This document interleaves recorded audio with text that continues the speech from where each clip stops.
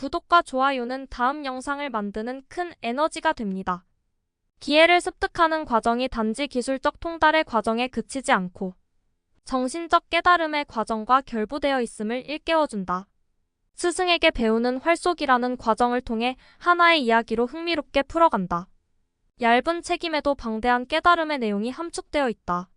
어떤 한 가지 행위에 깊게 몰입하고 끊임없는 반복의 과정이 쌓이고 쌓일 때 의식의 전환이 이루어지며 그 행위의 의미가 확장됨을 보여준다.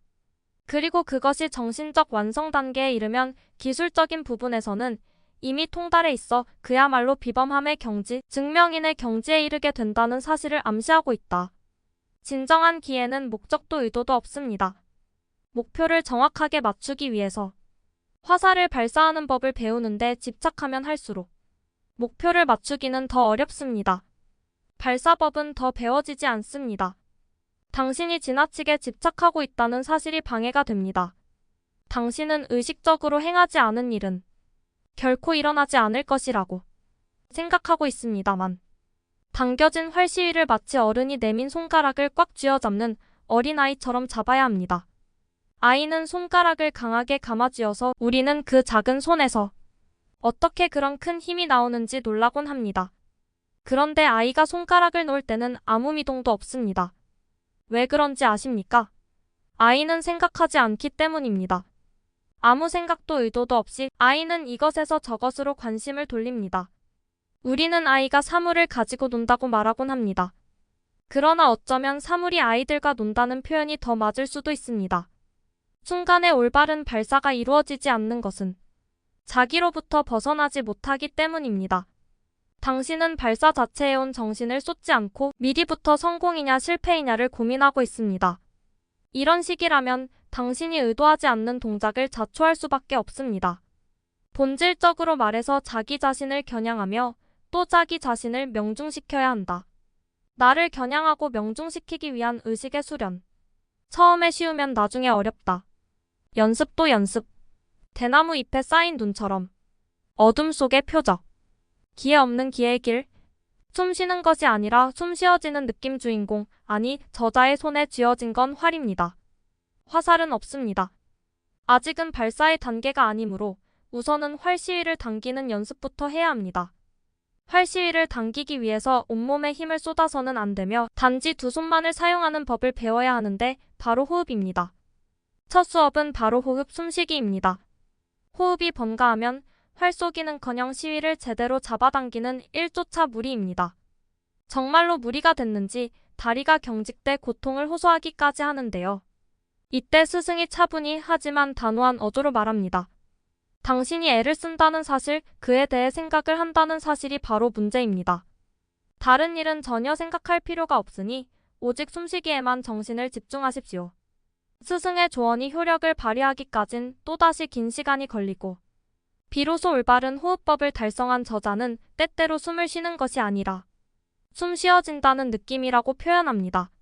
내가 차를 운전하는 게 아니라 차에 의해 내가 운전되는 레이서들의 경지를 뜻한다고 합니다. 의심의 여지 없는 능동적 순간이지만 그 능동의 주체는 어느 틈에 나도 있고 내가 차를 운전한다라는 사실조차 있고 그야말로 무념무상의 상태로 능동적 수동의 연락을 맛보는 것이죠. 자신이 좋아하는 일을 할 때, 하고 싶었던 일을 할 때 우리는 시간 가는 줄 모르고 그 일에 몰두합니다. 아니, 몰두됩니다. 이런 순간들이 곧 일상의 숨쉬기이자 활쏘기가 아니겠는지요. 이런 순간들이 곧 우리로 하여금 미래라는 관역을 향해 제대로 된 화살을 쏘도록 만들지 않겠는지요. 목표에 대해, 해야 할 것에 대해 생각하지 마십시오. 손에 화살이 쥐어졌습니다. 이젠 발사 수업입니다. 스승은 당신이 지금까지 배운 것은 모두 발사를 위한 준비였음을 짚어줍니다. 기초 수업부터 쩔쩔맨 저자인데 심화 수업에선 또 얼마나 막히게 됐는지요. 역시나 당신의 손이 잘 익은 밤송이 껍질처럼 저절로 벌어지지 않는다라는 스승의 선문답식 지도에 제자는 또 한 번 난색을 표합니다. 결국 이런 말까지 해버리고 말죠. 왜냐하면 저는 결국 목표를 맞추기 위해서 쏘기 때문입니다. 그러니까 당기고 쏘기는 그런 목적을 위한 수단입니다. 저는 그것을 없는 일로 할 수가 없습니다. 이에 대한 스승의 대답은 여전히 오리무중 흐릿하기만 합니다. 목표를 정확하게 맞추기 위해서 화살을 발사하는 법을 배우는데 집착하면 할수록 목표를 맞추기는 더 어렵고 또 발사법은 더 배워지지 않습니다. 아마도 이 순간의 저자는 부하가 난 나머지 스승이 발사 시범을 보이며 했었던 가르침을 잠시 잊은 모양입니다. 혹은 모리에가 초래한 무의식적 경시였는지도요. 스승은 분명히 이렇게 일렀던 것입니다. 해야 할 것에 대해 생각하지 마십시오. 어떻게 하면 될지를 궁리하지 마십시오. 쏠 때는 쏘는 사람 자신도 모르게 쏘아야만 흔들림이 없습니다. 목표 지향적이 돼버린다. 그날을 쏘아 맞추는 수련. 발사에 대해 생각하지 마십시오. 그러면 실패할 수밖에 없습니다. 당신이 이 활을 쏠 때면 명인의 숨결이 깃들어 있음을 느낄 것입니다. 이 활을 단지 호기심을 가진 사람 손에는 쥐어주지 마십시오.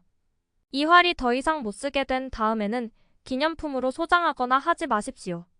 한 줌의 재밖에 남지 않도록 태워 없애버리십시오.